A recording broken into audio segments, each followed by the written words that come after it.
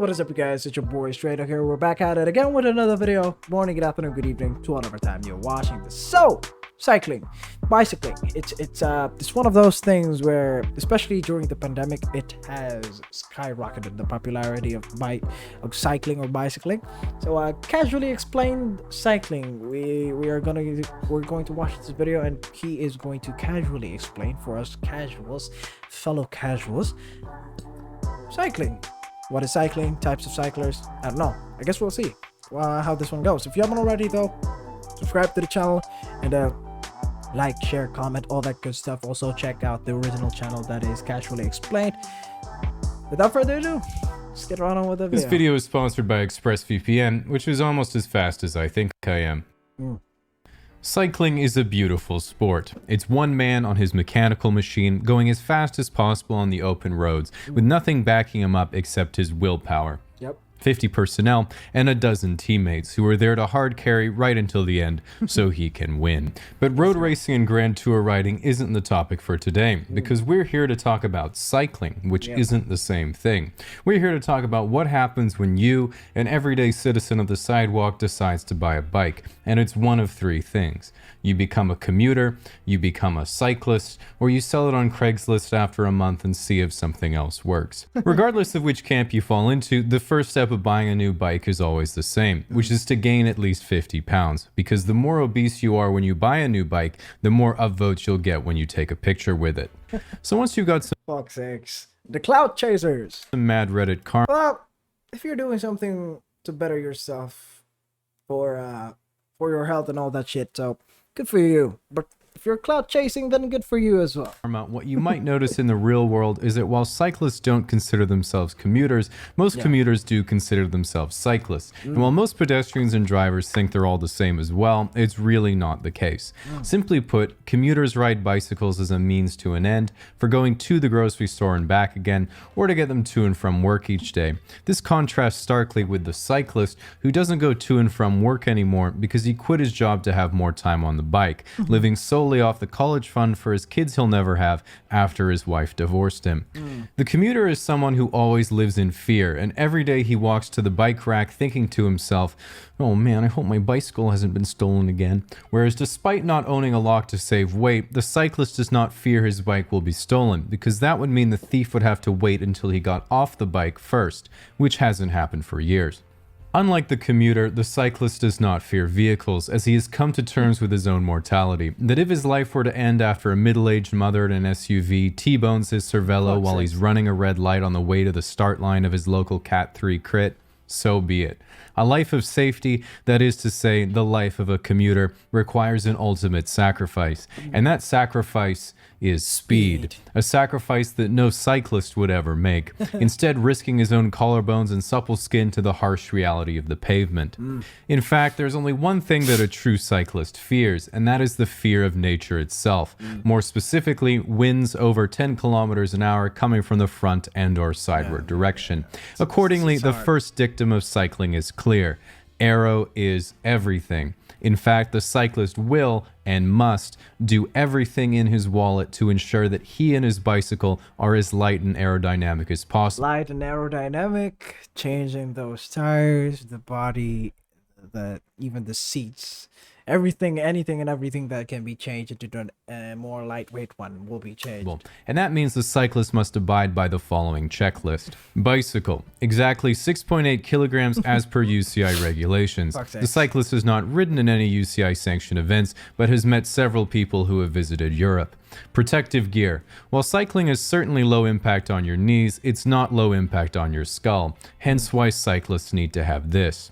A tiny brain, which they use to avoid traffic that will kill them instantly under any form of contact. A tiny Legs brain. Shaved, arms shaved, face beard, body T-Rex, clothing Christ. white lycra to exert That was some insane quadzillas though. body T-Rex, T-Rex, insane quadzillas. Insane quadzillas. Clothing: white lycra to exert dominance over the peloton with your massive bulge, black lycra on recovery rides to arouse subtle intrigue. All other rides must be performed in light wash cutoff jeans.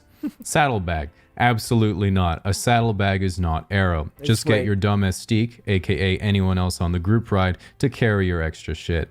Power meter: one to measure your bike and one to measure the power level of other cyclists.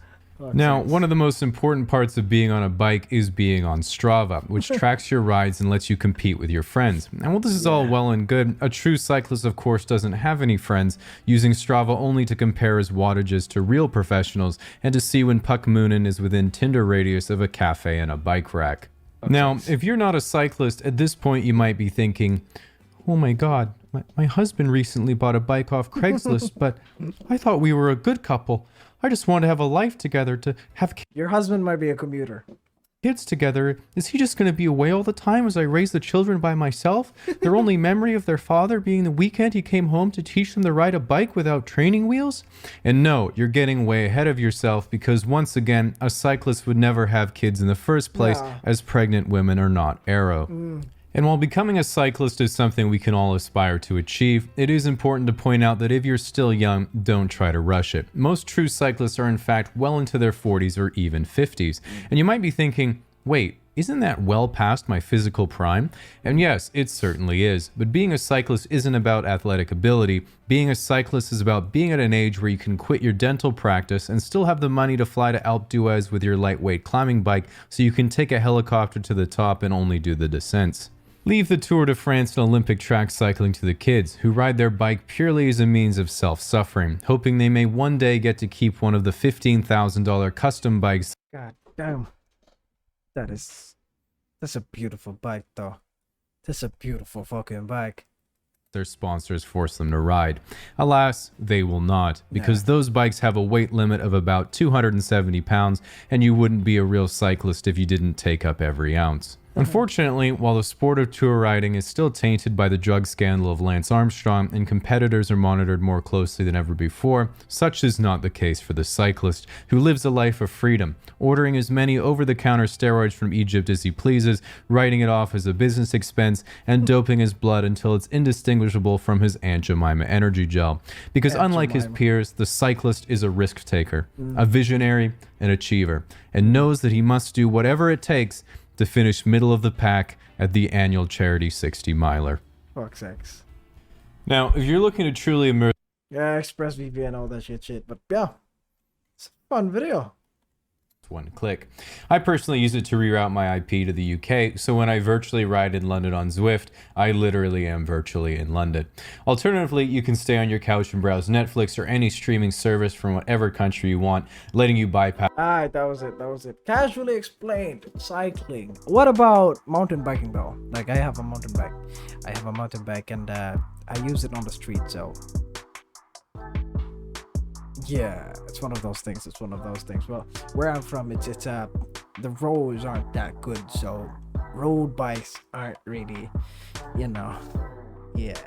But anyways, casually explained, cycling is a fun little video.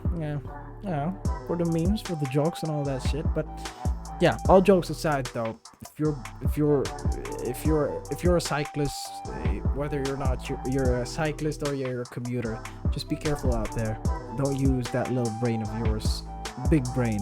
Use your big brain, and just use common sense and be safe out there.